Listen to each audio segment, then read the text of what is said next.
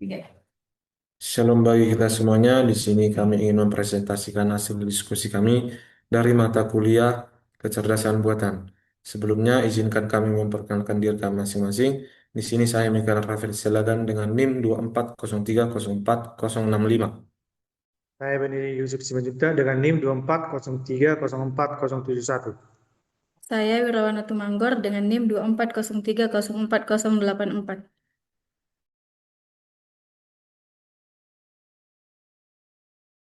Tiga.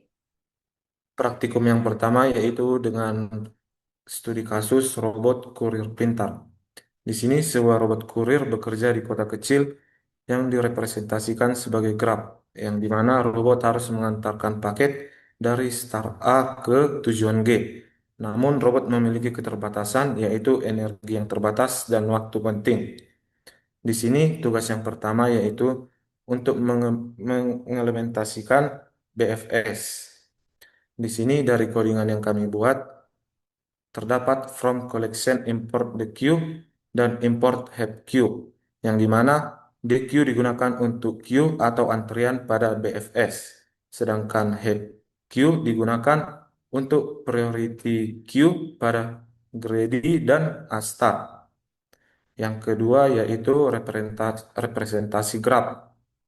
Di sini yaitu grab dari tujuan A ke tujuan G, yang dimana graf berbentuk adjective list, yang dimana setiap node punya tetangga dan punya bobot. Contohnya, A ke B memiliki bobot 2 dan A ke C memiliki bobot 4. Selanjutnya yaitu heuristik. 5 itu B sama dan seterusnya. Di sini heuristik menjelaskan parkiran jarak ke tujuan G. Nilai kecilnya yaitu dengan lebih dekat ke tujuannya. Yang pertama, yang selanjutnya yaitu BFS. Di sini dijelaskan def BFS start goal, yang dimana Q yaitu antriannya, yang menyimpan node sekarang dan pet. Sementara visitednya agar tidak mengunjungi ulang. Di sini juga ditampilkan pada codingan while Q notepad sama dengan Q pop leaf, yang dimana dijelaskan untuk mengambil note dari depan. Yang selanjutnya yaitu if note sama dengan goal return path, yaitu sampai ke tujuan akan berhenti. Yang selanjutnya yaitu implementasi DFS. Di sini ditampilkan yaitu DFS start goal, start sama dengan start. Di sini penjelasannya yaitu stacknya memakai LIFO, yang notepad sama dengan stack pop ini diambil dari belakang LIFO. Sisanya mirip BFS, tetapi BFS adalah antrian dan DFS adalah stack. Yang selanjutnya yaitu Greedy Best First Search, yang dimana ditampilkan pada codingannya. Pada codingannya, def Grady start goal Q sama dengan heuristic start. Di sini Q berisi heuristic, node, dan pad. Dijelaskan juga notepad sama dengan head Q, yang dimana di sini mengambil node dengan heuristik terkecil. Ada juga head Q, yang dimana dijelaskan memasukkan node dengan prioritas heuristik. Yang selanjutnya yaitu A star. A star di sini dikatakan def star Q sama dengan 0 star. Di sini Q menyimpan nilai atau Fn, dan cost node pad sama dengan head Q mengambil nilai terkecil. F sama dengan cost tambah weight tambah heuristik. Di sini ini adalah bagian yang paling penting, yang dimana Gn sama dengan cos, Hn sama dengan heuristik, Fn sama dengan Gn ditambah Hn. Dari hasil codingan yang kami buat terdapat output yaitu print BFS, print DFS, print greedy, print assert, yang dimana jika dijalankan startnya adalah A dan tujuannya adalah G. Yang kedua yaitu menggunakan graf dari tujuan A ke tujuan G yang kami gunakan, yaitu heuristiknya yang memiliki nilai masing-masing. Bawah. Bawah.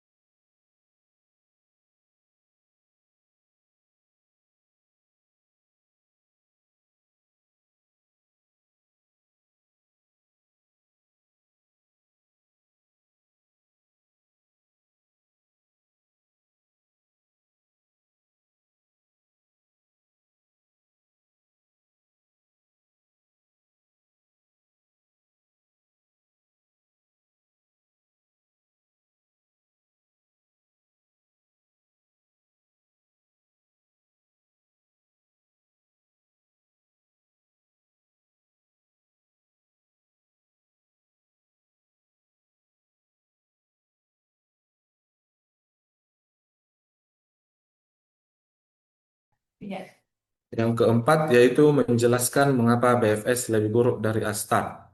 Berdasarkan hasil praktikum kami, algoritma BFS menghasilkan jalur A, D, A, B, dan G dengan total cost adalah 8. Sedangkan algoritma Astar menghasilkan jalur A, C, E, dan G dengan total cost 9. Meskipun pada kasus ini BFS memiliki cost yang lebih kecil, secara umum BFS tetap dianggap lebih buruk dibandingkan Astar. Karena BFS lebih buruk dari Astar tidak mempertimbangkan biaya. BFS hanya mencari jalur berdasarkan jumlah langkah, bukan berdasarkan bobot atau biaya. Akibatnya, BFS tidak memilih jalur yang sebenarnya dan tidak menjamin solusi optimal pada graf berbobot. Yang kedua yaitu tidak menggunakan heuristik. BFS tidak memiliki informasi tambahan tentang seberapa dekat suatu node ke tujuan, sedangkan Astar menggunakan heuristik atau HN, dan yang kedua yaitu memperkirakan jarak ke tujuan. Yang ketiga yaitu eksplorasi node lebih banyak, yang dimana BFS mengeksplorasi hampir semua node pada setiap level sebelum mencapai tujuan, yang mengakibatkan berdampak lebih hemat dan kurang efisien. Yang keempat yaitu Astar lebih cerdas dalam memilih jalur, yang dimana Astar menggunakan fungsi Fn sama dengan Gn ditambah Hn, di mana Gn sama dengan cos sebenarnya, Hn sama dengan estimasi ke tujuan. Dengan ini Astar lebih terarah dan lebih cepat menemukan solusi optimal. Next. Yang selanjutnya yaitu menjelaskan mengapa Grady bisa terlihat pintar tetapi salah. Algoritma Grady Best First Search bekerja dengan memilih node yang memiliki nilai heuristik atau HN paling kecil, yaitu node yang dianggap paling dekat dengan tujuan pada praktikum ini. Grady menghasilkan jalur A, C, E, dan G. Sekilas, algoritma ini terlihat pintar karena langsung memilih jalur yang menuju ke arah tujuan. Namun, sebenarnya Grady bisa menghasilkan solusi yang salah atau tidak optimal. Alasannya, hanya mengandalkan heuristik, yang dimana Grady hanya mempertimbangkan nilai heuristik atau perkiraan jarak ke tujuan tanpa memperhitungkan biaya sebenarnya dari jumlah yang telah dilalui. Akibatnya, bisa memilih jalur yang terlihat dekat dan sebenarnya memiliki kos yang lebih besar. Dampak yang kedua yaitu mengakibatkan kos yang sebenarnya. Grady tidak menggunakan GN atau biaya nyata dari start ke node sekarang. Berbeda dengan A-start, yang dimana A-start mempertimbangkan GN tambah HN dan Grady hanya yang memiliki HN. Next. Yang selanjutnya yaitu menghitung total cost setiap solusi. Dari perhitungan total cost setiap solusi, didapatkan hasil jalur dari hasil algoritma yang telah dijalankan, yaitu BFS dengan dari A ke tujuan G harus melewati A, B, dan D dan G. BFS harus melewati A, C, E, dan G. Grady harus melewati A, C, E, dan G. Dan A star melewati A, C, E, dan G. Yang dimana perhitungan BFS yaitu A ke B sama dengan 2, B ke D sama dengan 1, D ke G sama dengan 5. Yang dimana total cost-nya yaitu adalah 8. Dari DFS total cost-nya yaitu 9, dari total cost Grady Best First Search yaitu 9, dan Astar yaitu memiliki total cost 9. Berdasarkan perhitungan total cost, yang dimana BFS menghasilkan cost paling kecil yaitu 8. Namun hal ini terjadi karena kebetulan struktur graf mendukung jalur tersebut, yang dimana perhitungan total cost menunjukkan bahwa setiap algoritma dapat menghasilkan nilai yang berbeda. Namun algoritma A-start tetap lebih direkomendasikan karena lebih konsisten dalam menemukan solusi optimal dibandingkan algoritma lainnya. Yang selanjutnya yaitu menghitung jumlah node yang dieksplorasi. Perhitungan jumlah node yang dieksplorasi. Jumlah node yang dieksplorasi adalah banyaknya node yang dikunjungi oleh algoritma selama proses pencarian dari node awal hingga mencapai tujuan. Hasil eksplorasi setiap algoritma yaitu BFS jumlah node yang dieksplorasi 6 node. DFS jumlah node yang dieksplorasi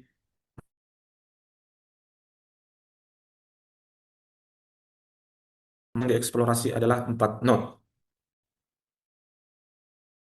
Dan A-start yang jumlah node dieksplorasi adalah 5 node. Berdasarkan hasil eksplorasi, DFS mengeksplorasi node paling banyak karena menelusuri semua node pada setiap level sebelum mencapai tujuan. Hal ini membuat BFS kurang efisien. DFS mengeksplorasi lebih sedikit node karena langsung menyelusuri satu jalur hingga menemukan tujuan, namun tidak menjamin jalur terbaik.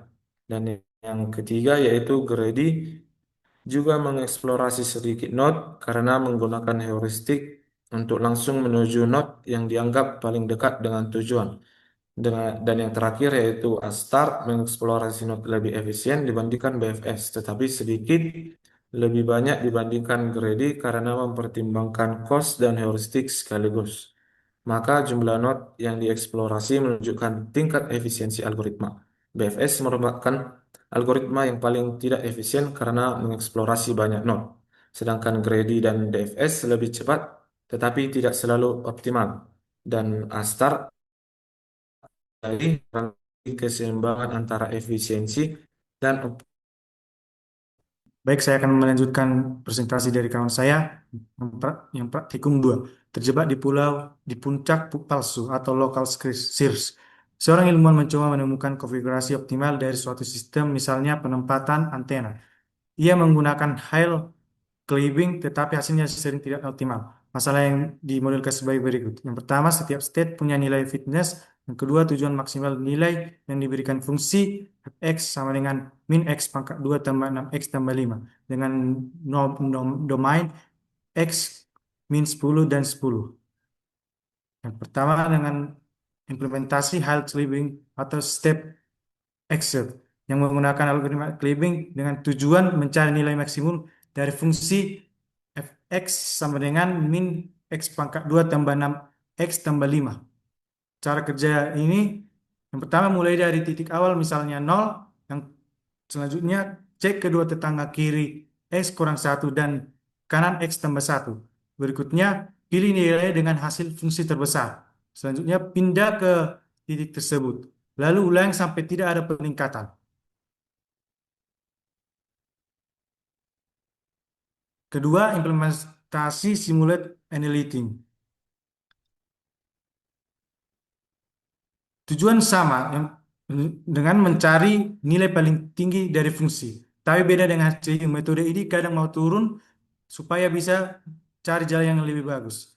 Cara kerja simulate annealing yang pertama mulai dari satu titik awal, yang kedua pilih langkah ke kiri dan ke kanan secara acak. Selanjutnya kalau hasil lebih bagus langsung pindah, kalau lebih jelek masih bisa pindah tapi pakai peluang atau probabilitas. Lalu berhenti saat suhu sudah rendah. Yang ketiga, jalankan dari tiga titik awal. Cara kerjanya tentukan beberapa titik awal. Pertama start sama dengan min 5, 0, dan kosong. Artinya program coba mulai dari tiga posisi berbeda. Yang pertama, hard sleeping dijalankan terlebih dahulu. Program coba cari nilai terbaik setiap titik awal. Hasilnya tampilkan titik akhir X, nilai fungsi fx, lalu jalur yang dilewati. Yang ketiga, simulat annealing yang dijalankan. Proses ini sama dengan metode yang lebih fleksibel, tetapi hasilnya juga ditampilkan X dan nilai dan jalur. Intinya program ini dibandingkan hasil dari dua metode. Walaupun mulai dari tempat berbeda, bisa dilihat apakah hasilnya sama atau beda. Keempat, apakah health living selalu menemukan global optimal? Tidak, health living tidak terlalu menemukan global optimum karena hasil memilih solusi terbaik di sekitar atau lokal. Yang kelima, tunjukkan kasus berhenti di lokal optimum. Health living bisa berhenti pada titik yang pertama tidak bisa naik lagi, yang kedua tidak tapi bukan solusi terbaik global. Ini disebut dengan lokal optimum. Yang keenam, jelaskan peran probabilitas dan dalam simulat annealing. Probabilitas dalam simulat annealing digunakan untuk menentukan apakah solusi yang lebih buruk tetap diterima atau tidak. Hal ini memungkinkan algoritma untuk keluar dari jebakan lokal optimum. Pada suhu tinggi, peluang menerima solusi buruk lebih besar sehingga algoritma bisa mengeksplorasi banyak kemungkinan.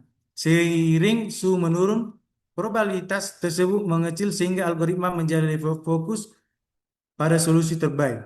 Yang ketujuh, jelaskan mengapa SA bisa turun dulu baru naik. Simulate annealing bisa turun dulu karena pada awal proses atau suhu tinggi, algoritma bisa mengizinkan solusi yang lebih buruk. Hal ini membantu keluar dari solusi lokal.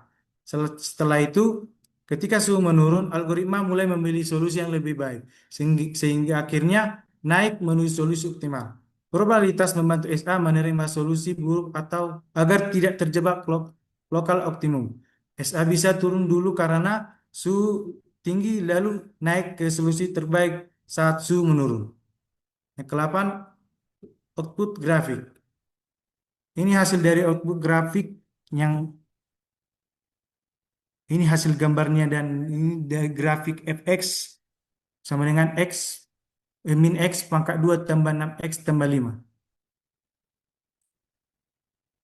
Output nilai maksimum tiap percobaan. Yang pertama start 5 min X, hasil lebih 14 dan simulat annealing min 14. Begitu hasil sampai 8, start 8, hasil lebih 14 dan min simulat annealing min 14. Yang 10, output analisis perbandingan. Yang pertama hasil sleeping cepat tetapi bisa terjebak. Yang kedua simulate annealing lebih fleksibel. Yang ketiga SL lebih baik untuk masalah kompleks.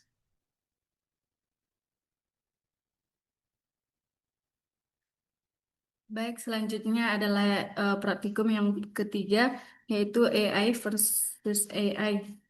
Siapa yang lebih cerdas? atau adversarial search. Eh, Pada praktikum ini kita diminta untuk membuat sebuah AI sederhana untuk sebuah permainan yang dimana permainannya memiliki dua pemain yaitu si Max dan versus Min. Eh, Dua pemain bergiliran memilih angka dari array setiap pilihan menambah skor pemain. Array awal yaitu 3, 9, 1, 2. Aturan dalam permainan tersebut, pemain hanya boleh mengambil dari ujung kiri ataupun kanan. Tujuan permainan tersebut untuk memaksimalkan skor sendiri. Tugas yang pertama adalah mengimplementasikan minimax.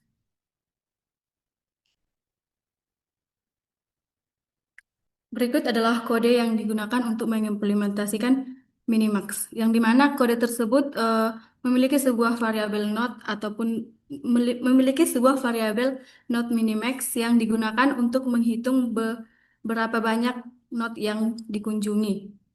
Fungsi minimax yaitu left, right, dan ismax memiliki tiga parameter. Left dan right menunjukkan batas array yang masih bisa dipilih, sedangkan ismax menentukan giliran pemain apakah max atau min.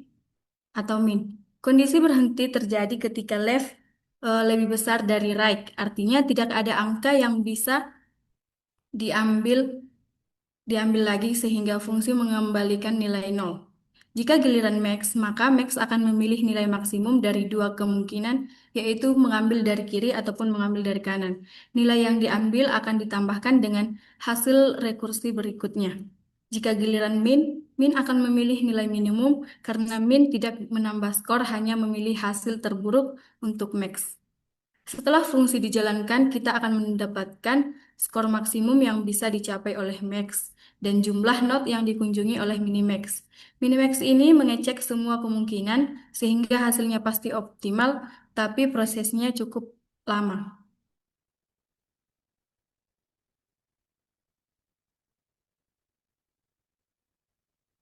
Yang kedua, yang kedua adalah yang kedua adalah mengimplementasikan alpha beta planning. Berikut adalah kodenya. Fungsi dari kode mengimplementasikan alpha beta planning menggunakan variabel not AB untuk menghitung jumlah not yang berfungsi alpha beta memiliki tambahan parameter. Alpha berfungsi untuk memilih nilai terbaik sementara untuk max, sedangkan beta nilai terbaik sementara untuk min. Cara kerjanya mirip dengan minimax, tapi ada tambahan proses planning. Pada kondisi max, kita akan update nilai alpha, dan jika beta lebih kecil sama dengan alpha, maka proses dihentikan karena cabang ini tidak mungkin menghasilkan nilai yang lebih baik. Pada kondisi pada kondisi min, kita akan mengupdate nilai beta. Jika beta lebih kecil sama dengan alpha, cabang langsung akan dipotong.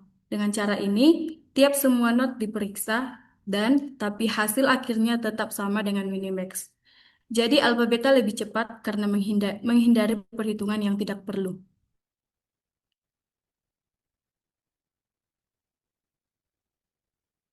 Yang kedua adalah membangun ataupun membuat sebuah game tree hingga terminal.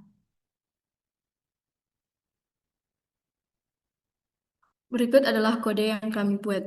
Penjelasan kode dalam membangun tree game tree pada bagian akhir ini adalah fungsi build tree yang digunakan untuk menampilkan struktur game tree. Fungsi ini tidak menghitung skor, tapi hanya menampilkan yang pertama not max dan not min, yang kedua pilihan untuk mengambil dari kiri ataupun mengambil dari kanan, yang ketiga sampai ke kondisi leave ataupun terminal. Parameter div digunakan untuk membuat tampilan bertingkat sehingga kita bisa melihat struktur pohon dengan lebih jelas. Dengan fungsi ini, kita bisa memahami bahwa bagaimana kemungkinan permainan berkembang dan yang kedua adalah bagaimana minimal.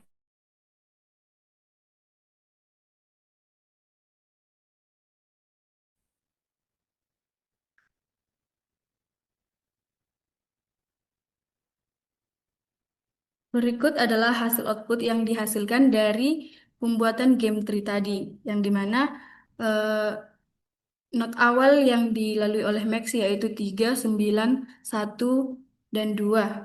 Kemudian Max akan mengambil dari kiri angka 3, yang tinggal hanyalah tiga angka yaitu 9, 1, dan 2.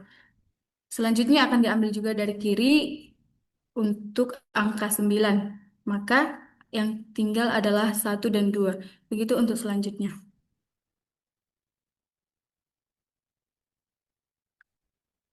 Melalui kode yang telah dijelaskan tadi, kita harus menganalisis. Yang pertama, menganalisis langkah optimal pertama untuk Max. Di mana di awal permainan, pemain Max punya dua pilihan, yaitu mengambil angka 3 dari kiri dan mengambil angka 2 dari kanan. Sekilas mungkin kelihatan sepele, tapi keputusan pertama ini sangat menentukan hasil akhir. Di mana kalau Max mengambil 3 dari bagian kiri, sisa angka jadi 9, 1, dan 2. Setelah itu giliran Min bermain. Min akan mencoba memilih langkah yang merugikan Max. Walaupun Min berusaha menghalangi dari perhitungan mini Max, Max akan tetap bisa mengatur strategi selanjutnya dan akhirnya akan mendapatkan skor 11. Kalau Max mengambil 2 dari kanan, sisa angka akan menjadi 3, 9, dan 1.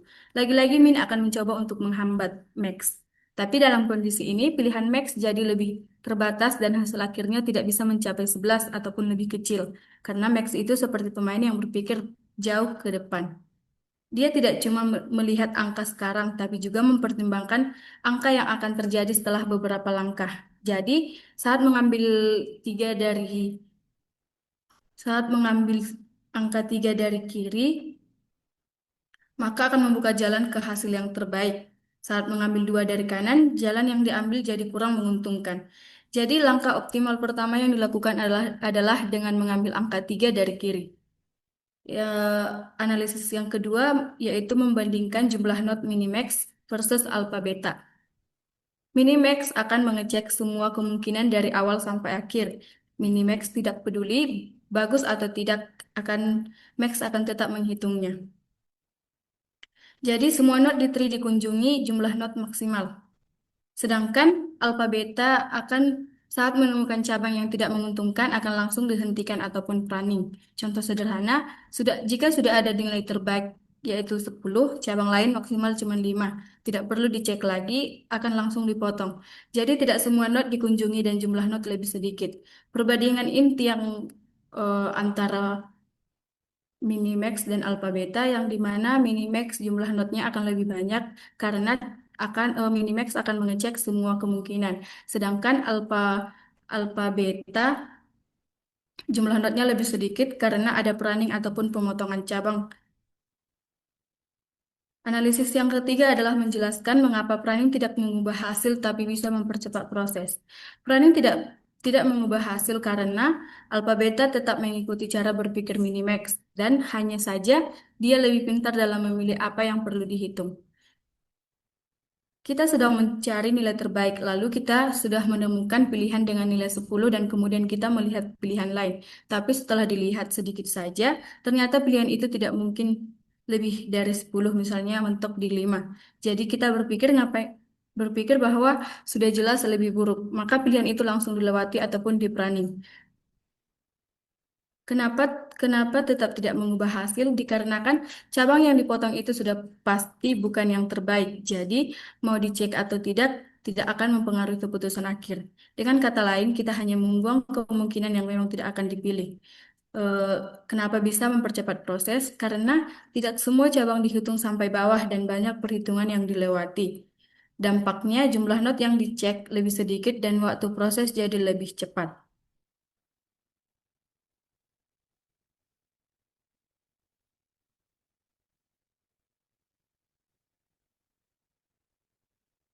Sekian hasil presentasi dari kami. Jika ada kesalahan kata, kami mohon maaf.